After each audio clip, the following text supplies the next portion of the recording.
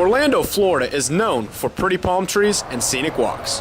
But amongst all this beauty lies the hustle and bustle of International Drive. But this is a lot more than just a name, it's a mindset.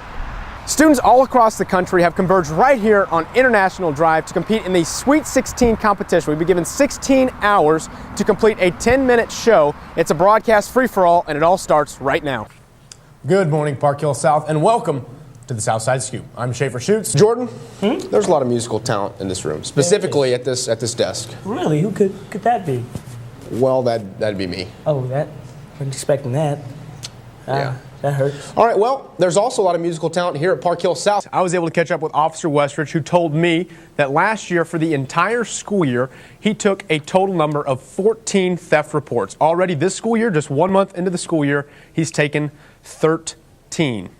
Already, I was able to get the scoop on what made this year so much different. Welty, again from deep. A wise man once said, distance makes the heart grow fonder. And I can tell you, I'm very fond of that Ryan Welty. From historical places to the people who take you there, Tyler Espinosa has more. We're live in the main hallway with the Coach Godfrey. Coach Godfrey?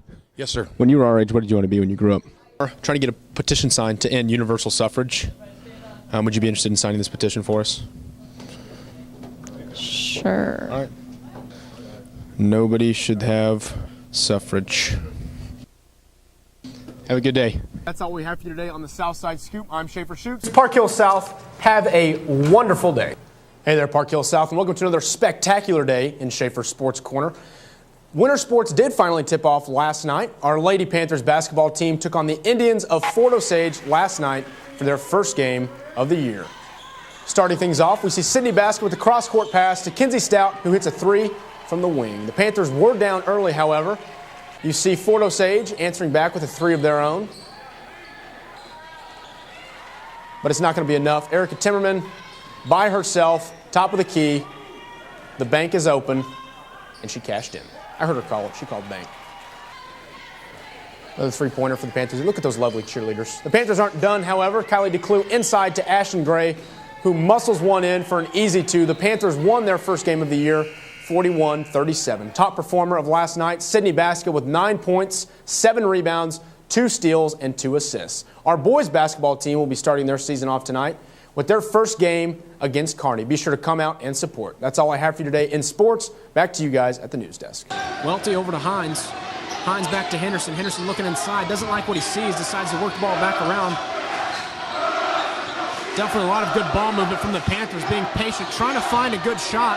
They get into Hines, who's going to take a turnaround jumper off the mark, but a great offensive board by Ryan Welty. What the Trojans are going to have to do here, if they want to get back in this ball game, he's going to need to make this first free throw, purposely miss the second, get a rebound quickly, pass it out to someone behind the arc, hit a three, tie this game, and send it into overtime. International Drive is a happening place in Orlando, especially for a successful film student. Jacob Orlowski, a Park Hill South alum, is attending one of the best film schools in the country. International Drive is such a diverse place. It totally lives up to its name, International, because you can do anything from this Cafe 22 Tango, which has the gator bites, all the way to, something completely different. But what's nice about it is, even though it's international, it's unique to Florida. You can't really go a whole lot of places and find International Drive somewhere else. At Full Sail Studios, only 15 miles away from International Drive, sets like this are made all the time, and not by paid professionals, but by the students themselves. This is actually a cabinet that we used, and I helped build this for my film. Although Jacob has built a lot of his own sets, he says his passion lies more into the audio of his productions.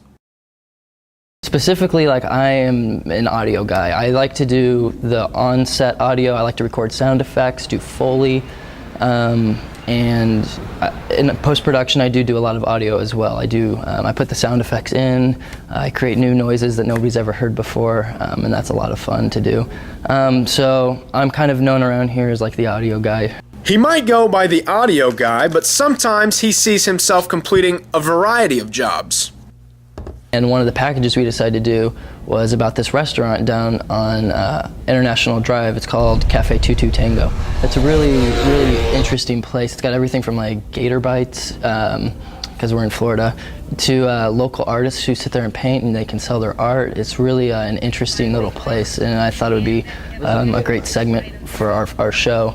I was the director for that show, actually. I didn't do audio. Whether Jacob is working audio, directing, or sometimes even acting, he knows that his future is in cinematography.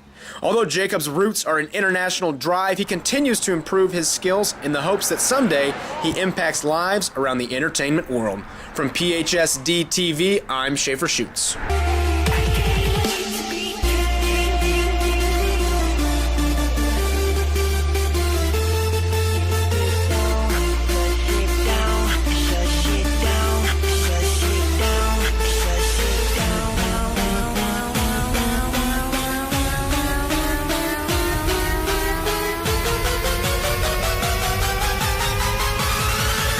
Hi, I love dodgeball.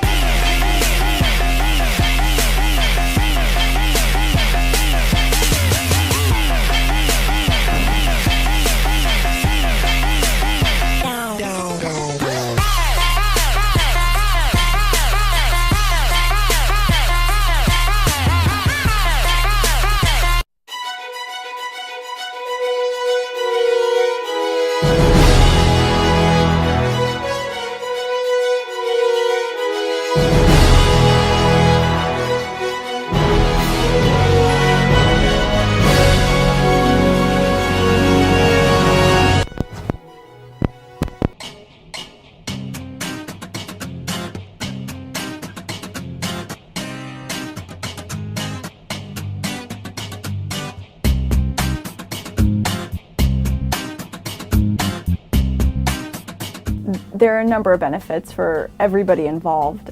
So firstly, coming to the business, I mean, it is adding additional work for us that we're able to accomplish while our hosts are on break, that we're able to get more work done, to process more material for our other hosts to use, which is always beneficial for us. Park Hill South Track and Field is already off to the races. But for this year's team, it's about a lot more than just finishing first. My goal is always that every kid do the best of their ability, perform to the best of their ability, from the person who's the slowest on the team to the person who's the fastest on the team. That's what we try and shoot for every year. Now, as a team, I would love to see us, we had our relays qualified as sectional last year, and I'd like to take that a step further and have all of them qualified as state and have more individuals qualified as state as well.